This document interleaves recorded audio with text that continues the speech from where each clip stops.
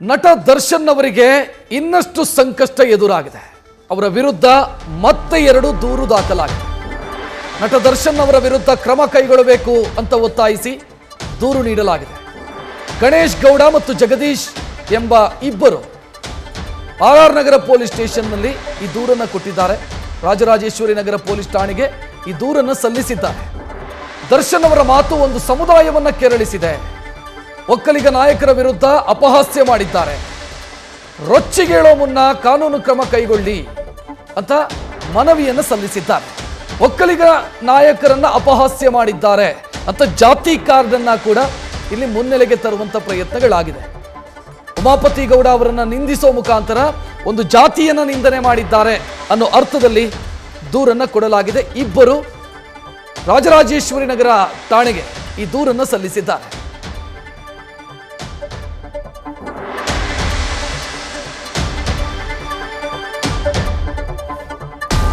ಈ ಬಗ್ಗೆ ಹೆಚ್ಚಿನ ಡೀಟೇಲ್ ನೀಡೋದಕ್ಕೆ ನಮ್ಮ ಪ್ರತಿನಿಧಿ ಪ್ರಜ್ವಲ್ ನೇರ ಸಂಪರ್ಕದಲ್ಲಿ. ಪ್ರಜ್ವಲ್, ಇಲ್ಲಿ ನನಗೆ ಅರ್ಥ ಆಗದಂತ ಒಂದು ವಿಚಾರ ಇದೆ. ಅಂದ್ರೆ ಉಮಾಪತಿ ಗೌಡ ಅವರನ್ನ ನಿಂದಿಸಿದ್ರೆ ಜಾತಿಯನ್ನ ನಿಂದನೆ ಮಾಡಿದ್ರು ಅಂತ ಹೆಂಗಾಗತ್ತದು? ಅಂದ್ರೆ ಈ ದೂರಿನ ಒಟ್ಟು ಸಾರಾಂಶ ಏನ್ ಹೇಳುತ್ತೆ? ಜಾತಿಯನ್ನು ಯಾಕೆ ಹೇಳುತ್ತಂದ್ರು ಇಲ್ಲಿ? ರಕ್ಷತ್, ಇಲ್ಲಿ ಆರ್ ನಗರ ಠಾಣೆಯಲ್ಲಿ ಈಗ 2 NCR ದಾಖಲಾಗಿದೆ ನಟ ದರ್ಶನ್ ವಿರುದ್ಧ. ಅಲ್ಲಿ ಯಾವ ರೀತಿಯ ಒಂದು ದೂರಿನಲ್ಲಿ ಅಂಶವನ್ನು ಉಲ್ಲೇಖ ಮಾಡಿದ್ದಾರೆ ಅನ್ನೋದನ್ನ ನಾವಿಲ್ಲಿ ಪ್ರಮುಖವಾಗಿ ಗಮನಿಸಬೇಕಾಗುತ್ತೆ. ಅದರಲ್ಲಿ ನಾವು ನೋಡ್ತಾ ಹೋದಂತಹ ಸಂದರ್ಭದಲ್ಲಿ ಆರ್ ನಗರ ಠಾಣೆಗೆ ನೀಡಿದಂತಹ ದೂರಿನಲ್ಲಿ ಪ್ರಮುಖವಾಗಿ ಮಹಿಳೆಯರಿಗೆ ಅವಾಚ್ಯ ಶಬ್ದಗಳಲ್ಲಿ ಬಳಕೆ ಮಾಡಿರುವಂತದ್ದಾಗಿರ್ಬೋದು ಅಥವಾ ಮಹಿಳೆಯರನ್ನು ತುಚ್ಛವಾಗಿ ಕಾಣುವಂತಹ ರೀತಿಯಲ್ಲಿ ಮಾತನಾಡಿದ್ದಾರೆ ಅನ್ನೋದೇನಿದೆ ಅದನ್ನ ಒಂದು ಕಡೆಯಲ್ಲಿ ಉಲ್ಲೇಖವನ್ನು ಮಾಡ್ತಾರೆ. ಇನ್ನೊಂದು ಕಡೆಯಲ್ಲಿ ಒಂದು ಸಮುದಾಯವನ್ನ ಕೆರಳಿಸುವಂತಹ ರೀತಿಯಲ್ಲಿ ಮಾತನಾಡಿದ್ದಾರೆ ಅನ್ನುವಂಥದ್ದನ್ನು ಕೂಡ ಅಲ್ಲಿ ಉಲ್ಲೇಖ ಮಾಡ್ತಾ ಹೋಗ್ತಾರೆ. ನೀವು ಹೇಳಿದಂತೆ ಉಮಾಪತಿ ಗೌಡ ಅವರ ವಿಚಾರಕ್ಕೆ ಸಂಬಂಧಪಟ್ಟಂತೆ ಈ ರೀತಿ NCRಗಳು ಆಗ್ತಾ ಇದೆ ಅನ್ನುವಂಥ ಒಂದು ಮಾತುಗಳು ಅವರ ಅಭಿಮಾನಿ ವಲಯದಲ್ಲೂ ಕೂಡ ಕೇಳಿ ಬರ್ತಾ ಇರುವಂಥದ್ದು. ಇದು ಎಲ್ಲೋ ಒಂದು ಕಡೆಯಲ್ಲಿ ಷಡ್ಯಂತ್ರದ ರೀತಿಯಲ್ಲಿ ದೂರುಗಳನ್ನ ದಾಖಲು ಮಾಡ್ತಾ ಇದ್ದಾರೆ. ದರ್ಶನ್ ರವರನ್ನ ತೇಜೋವಧೆ ಮಾಡಬೇಕು ಅನ್ನುವಂಥ ಉದ್ದೇಶದಿಂದಾಗಿ ಈ ರೀತಿಯ ದೂರನ್ನ ದಾಖಲು ಮಾಡ್ತಾ ಇದ್ದಾರೆ ಅನ್ನೋದು ಕೂಡ ಅವರ ಅಭಿಮಾನಿಗಳ ಮಾತು. ಆದರೆ ಸಮುದಾಯದವರು ಹೇಳ್ತಾ ಇರುವಂಥ ವಿಚಾರ ಅದಲ್ಲ. ಯಾವುದೇ ಒಬ್ಬ ವ್ಯಕ್ತಿ ಆಗಿರ್ಬೋದು ಅಥವಾ ಆ ಒಂದು ನಮ್ಮ ಸಮುದಾಯದಲ್ಲಿ ಗುರುತಿಸಿಕೊಂಡಂತಹ ವ್ಯಕ್ತಿ ಆಗಿರ್ಬೋದು ಅಂಥವರ ಬಗ್ಗೆ ನಾವು ಮಾತನಾಡ್ತಾ ಹೋದಂಥ ಸಂದರ್ಭದಲ್ಲಿ ಅದರಿಂದ ಸಮುದಾಯಕ್ಕೂ ಕೂಡ ಕೆಟ್ಟದಾದಂಥ ಒಂದು ಸಂದೇಶ ಹೋಗುತ್ತೆ. ಅಷ್ಟೇ ಅಲ್ಲದೆ ಸಮುದಾಯದ ಬಗ್ಗೆ ಕೆಟ್ಟದಾಗಿ ಸಮಾಜಕ್ಕೆ ಒಂದು ಕೊಡುವಂಥ ಒಂದು ಮೆಸೇಜ್ ಇದಾಗಿರುತ್ತೆ ಅನ್ನೋದನ್ನ ಕೂಡ ಸಮುದಾಯದವರು ಹೇಳ್ತಾ ಇರುವಂಥದ್ದು.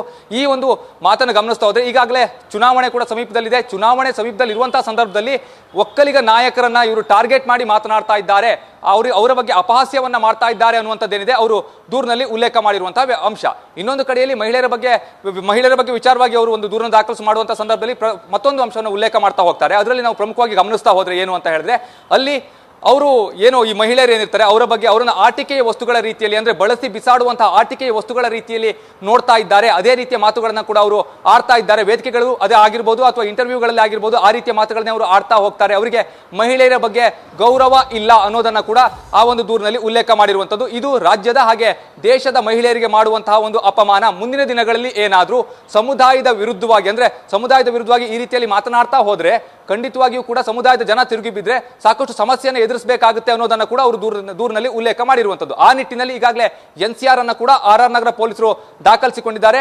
2 NCRಗಳು ಕೂಡ ದಾಖಲಾಗಿದೆ. ಗಣೇಶ್ ಹಾಗೆ ಜಗದೀಶ್ ಟಿ ಅನ್ನುವಂಥವ್ರು ಕೊಟ್ಟಂತಹ ಒಂದು ದೂರಿನ ಆಧಾರದ ಮೇಲೆ ಈಗಾಗಲೇ NCR ದಾಖಲಾಗಿರುವಂಥದ್ದು. ಈ ಒಂದು NCRಗೆ ಸಂಬಂಧಪಟ್ಟಂತೆ ನಾವು ಗಮನಿಸ್ತಾ ಹೋದ್ರೆ ಪೊಲೀಸರು ಕೂಡ ಈ ಒಂದು NCR ವಿಚಾರವಾಗಿ ಕೋರ್ಟ್ನ ಒಂದು ಗಣನೆಗೆ ತರ್ತಾರೆ. ಕೋರ್ಟ್ನಲ್ಲಿ ಇದರ ಬಗ್ಗೆ ದೂರನ್ನ ಅಂದ್ರೆ FIR ನ ಮಾಡ್ಕೊಳ್ಬಹುದು ಅನ್ನುವಂಥ ಒಂದು ಅಭಿಪ್ರಾಯ ಅವ್ರದ್ದಿದ್ರೆ ಅದನ್ನ ಕೂಡ ಕೋರ್ಟ್ಗೆ ತಿಳಿಸ್ತಾರೆ. ಆ ಸಂದರ್ಭದಲ್ಲಿ ಕೋರ್ಟ್ನಿಂದ ಪರ್ಮಿಷನ್ ಅನ್ನ ಪಡೆದು ಅನಂತರದಲ್ಲಿ FIR ಮಾಡಲಿಕ್ಕೆ ಇಲ್ಲಿ ಅವಕಾಶ ಇರುತ್ತೆ. ಅಥವಾ ದೂರುದಾರರೇ ನೇರವಾಗಿ ಕೋರ್ಟ್ಗೆ ಹೋಗಬಹುದು. ಕೋರ್ಟ್ಗೆ ಹೋಗಿ FIR ನ ಮಾಡಿಸಲೇಬೇಕು ಅನ್ನುವಂಥ ಒಂದು ಮನವಿಯನ್ನ ಕೊಡಬಹುದು. ಕೋರ್ಟ್ ಕೂಡ ಈ ಒಂದು ಪ್ರಕರಣವನ್ನು ಪರಿಗಣನೆಗೆ ತೆಗೆದುಕೊಳ್ಳುತ್ತೆ. ಯಾವ ರೀತಿಯಲ್ಲಿ ಈ ಒಂದು ಪ್ರಕರಣ ಇದೆ, ಇದನ್ನ ಯಾವ ರೀತಿಯಲ್ಲಿ ಹಾಗಾದ್ರೆ FIR ಮಾಡಬೇಕು ಅಥವಾ ಬೇಡವೋ ಅನ್ನೋದನ್ನ ಕೂಡ ಕೋರ್ಟ್ ಪರಿಗಣನೆಗೆ ತೆಗೆದುಕೊಂಡು ಕೋರ್ಟ್ನ ಒಂದು ನಿರ್ದೇಶನದ ಮೇಲೆ ಬೇಕಾದ್ರೆ ಇಲ್ಲಿ FIR ನ ಮಾಡಬಹುದು. ಅದನ್ನ ಹೊರತುಪಡಿಸಿ ಕೇವಲ NCR ಆಗಿಯೇ ಇರುತ್ತೆ. ಇಲ್ಲಿ ಪ್ರಮುಖವಾಗಿ ಪೊಲೀಸರು ಕೂಡ ಈಗಾಗಲೇ 2 NCR ಅನ್ನ ದಾಖಲು ಮಾಡ್ಕೊಂಡಿರೋದ್ರಿಂದಾಗಿ ಕೋರ್ಟ್ನ ಒಂದು ನ್ಯಾಯಾಲಯದ ಅವರ ಒಂದು ಗಣನೆಗೂ ಕೂಡ ತೆಗೆದುಕೊಂಡು ಬರುವಂತಹ ಒಂದು ಸಾಧ್ಯತೆಗಳಿರುತ್ತೆ. ಅನಂತರದಲ್ಲಿ ಕೋರ್ಟ್ ಯಾವ ರೀತಿಯಲ್ಲಿ ಒಂದು ನಿರ್ದೇಶನವನ್ನ ಕೊಡುತ್ತೋ ಅದರ ಮೇಲೆ FIR ಅನ್ನ ದಾಖಲಿಸಬೇಕಾ ಅಥವಾ ಬೇಡವಾ ಅನ್ನುವಂಥದ್ದು ನಿರ್ಧಾರವಾಗುತ್ತೆ. ಅಲ್ಲಿಯವರೆಗೂ ಕೂಡ ಇದು NCR ಆಗಿರುತ್ತೆ ಅನ್ನುವಂಥದ್ದು. ಇನ್ನು ನೀವು ಕೇಳಿದಂತೆ ಇದು ಒಂದು ಸಮುದಾಯ ಅಂದ್ರೆ ಓರ್ವ ವ್ಯಕ್ತಿಯ ಬಗ್ಗೆ ಮಾತನಾಡಿದಂತಹ ಮಾತು ಇಡೀ ಒಂದು ಸಮುದಾಯಕ್ಕೆ ಹೇಗಾಗುತ್ತೆ ಅನ್ನುವಂಥದ್ದು ಈ ಒಂದು ಪ್ರಶ್ನೆಯನ್ನು ಅವರ ಅಭಿಮಾನಿಗಳು ಕೂಡ ಕೇಳ್ತಾ ಇದ್ದಾರೆ. ಆದ್ರೆ ಇವರ ಮುಖಂಡರು ಏನು ಹೇಳ್ತಾ ಇದ್ದಾರೆ ಅಂತಂದ್ರೆ ಇಲ್ಲಿ ದರ್ಶನ್ ರವರು ಟಾರ್ಗೆಟ್ ಮಾಡ್ತಾ ಇದ್ದಾರೆ, ಒಕ್ಕಲಿಗ ಸಮುದಾಯವನ್ನು ಟಾರ್ಗೆಟ್ ಮಾಡ್ತಾ ಇದ್ದಾರೆ, ಒಕ್ಕಲಿಗ ನಾಯಕನನ್ನ ಟಾರ್ಗೆಟ್ ಮಾಡ್ತಾ ಇದ್ದಾರೆ. ಇದರಿಂದ ಸಾಕಷ್ಟು ಸಮಸ್ಯೆ ಆಗ್ತಾ ಇದೆ, ಅಂದ್ರೆ ಸಮಾಜದ ಬಗ್ಗೆ ಕೆಟ್ಟ ಸಂದೇಶ ಹೋಗ್ತಾ ಇದೆ, ಹಾಗಾಗಿ ನಾವು ದೂರನ್ನ ದಾಖಲಿಸ್ತಾ ಇದ್ದೀವಿ ಅನ್ನುವಂತ ಒಂದು ವಿಚಾರವನ್ನ ಕೂಡ ಅವರು ಹೇಳ್ತಾ ಇರುವಂತದ್ದು. ರಕ್ಷತ್, ಧನ್ಯವಾದ ಪ್ರಜ್ವಲ್ ಮಾಹಿತಿಗೆ. ನ್ಯೂಸ್ ಫಸ್ಟ್ ನಿರ್ಭೀತಿಯಿಂದ ನಿಮ್ಮ ಪರವಾಗಿ.